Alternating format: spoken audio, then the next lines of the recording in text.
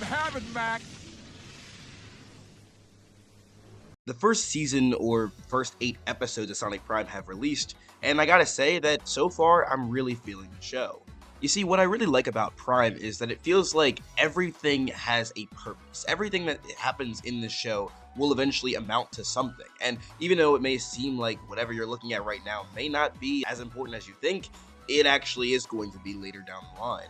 I think the best possible example of this is just overall Shadow's inclusion. It feels like every time he's being shown in the show, you're like, why is this happening now? Because like this has nothing to do with what we just saw in the previous episode, and how are they going to build on this? And you can see that towards the end of the final episode of season 1 or episode 8, Shadow actually has survived the Paradox Prism exploding and separating everyone into different universes.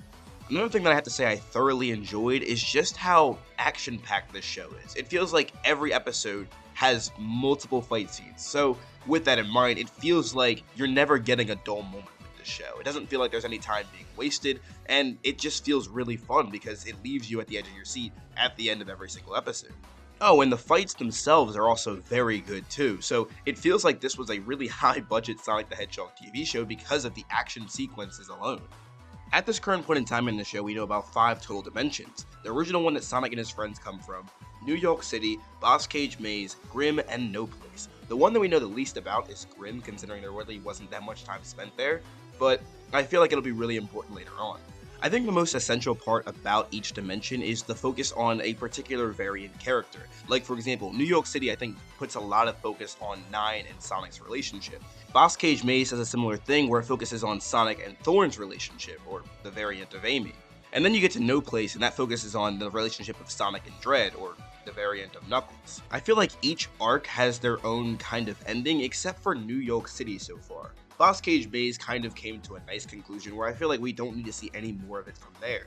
Then you go to places like No Place, and I feel like they definitely could have more content there, but I mean, you don't really necessarily need it. And then you go to New York City, which I think leaves the most questions unanswered. The entire time while watching the arc with New York City take place, I kept thinking to myself that this is literally the events of Sonic Forces had it been, you know, a better written story. And that's no knock on Sonic Forces, but I love exactly what New York City takes with it. You know, it has this post-apocalyptic feel where Eggman successfully kind of takes over, and that's really the end of it. There is no Sonic, Tails never met Sonic, and Sonic has never even been here before. That said, I feel like the episodes that take place in New York City happen to be the best. That out of the way, let's talk a bit about the characters, which I feel like might be the main draw for some people. Now, obviously, we need to talk about Sonic the Hedgehog first, considering he is the main character and the most consistent throughout the entire show.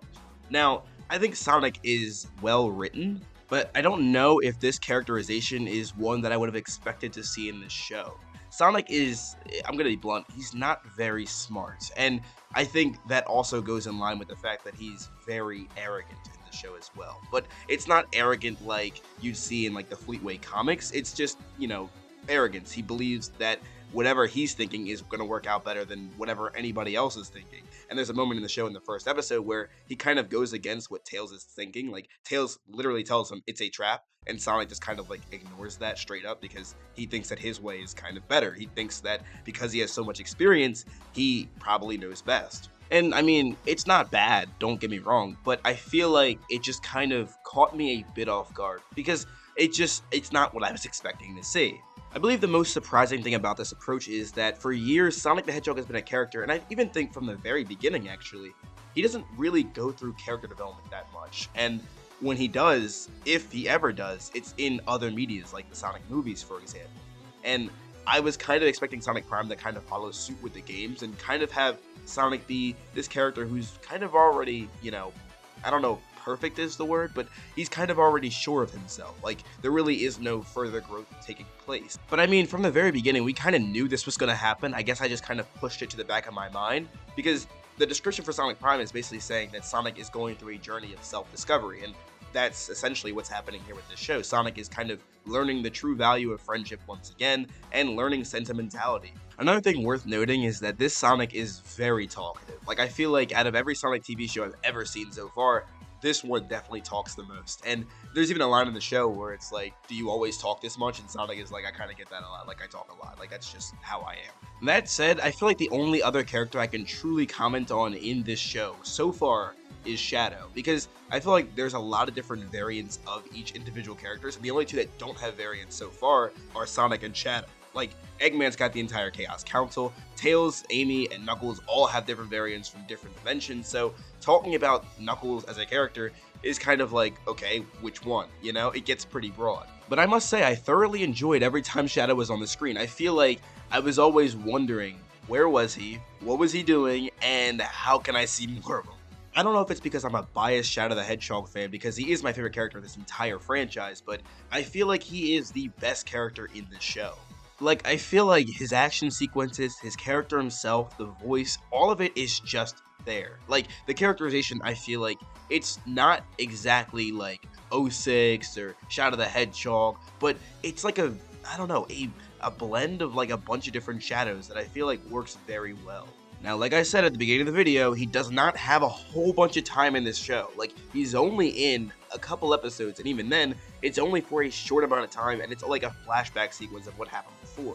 And I think from what I've seen, it's very good, and I cannot wait to see what they do with him in Season 2, because he better have more screen time. I better see more Shadow. I think the reason I like him so much in this show is because he's like all about strictly business. Like, he just wants to get things done. He's not a bad guy by any stretch of the imagination. It's just that he just wants things to get done. The moments where Shadow is fighting Sonic in this show aren't just like, oh, we're gonna have these two fight because it's fun and people like this. No, it's actually because like Shadow just wants to kind of straighten Sonic up, because Sonic, often in this show, I feel like he's just screwing around. And Shadow is always this person, like I said, who's about getting things done. And seeing Sonic exhibit this kind of behavior where things just don't really matter and he can kind of take care of it when he wants to, it just rubs Shadow the wrong way. So the two of them kind of butt heads over it, and I really enjoy that. As much as I love this show so far, admittedly it does have its problems. We already talked about Sonic's characterization being somewhat of an issue, but not a huge problem. But I feel like one of the bigger problems comes from the interactions between the other characters that aren't Sonic. It feels like the relationship and dynamic between the other characters is very surface level. Like, there's a scene where Rouge and Knuckles have a lot of time together where they're just kind of like chilling on top of a rooftop in New York City, and their exchange is kind of, I don't know, dry. Like, it's not bad, but I feel like these are two characters that have a very interesting dynamic, and you could have done so much with it, but it just kind of falls flat. And it's not bad, but I mean, man, the ceiling is so high for that. Another thing that kind of bothered me was the flashback sequences where they're like, you know, pixelated and everything like that. And I think this is a really cool concept, but I just don't know why they didn't use like original game sprites for this instead of like trying to like remaster them or whatever, because it just kind of looks, I don't know, a little unnatural. I mean, you could have definitely gotten, you know, better sprites for this, I feel. It's not, you know, horrible. It won't diminish your experience with the show, but I don't know, like, this just doesn't really look amazing to me. You might say it's nitpicking, or you might say I have too high expectations. No, I don't think that's the case. I think when the rest of the show looks so high quality and so great, I feel like seeing something like this is kind of off-putting. It throws the whole thing off. Again, it's not horrible, but it just could be so much better. To end this video on a high note, I have to say that Sonic Prime is the best Sonic the Hedgehog TV show. Not only is it a great Sonic show, but it's also a great show in general. I think what I really like most about this show is that I feel like anyone can watch it. It doesn't feel like a show that's only for kids or for teens or whatever. It just feels like anyone could watch it and just kind of fall in love with it like I did. Maybe it's because I'm a Sonic fan and I'm a little biased, but hey, I really enjoyed the show. That said, what are your thoughts on Sonic Prime so far? Do you love it? Hate it? Do you wish it could have been better? Let me know your thoughts in the comment section down below. I'd love to see what you guys have to say. Anyway, thanks again so much for watching. This is Sonic signing out. Have a super blessed day, y'all. Why are you playing that trash?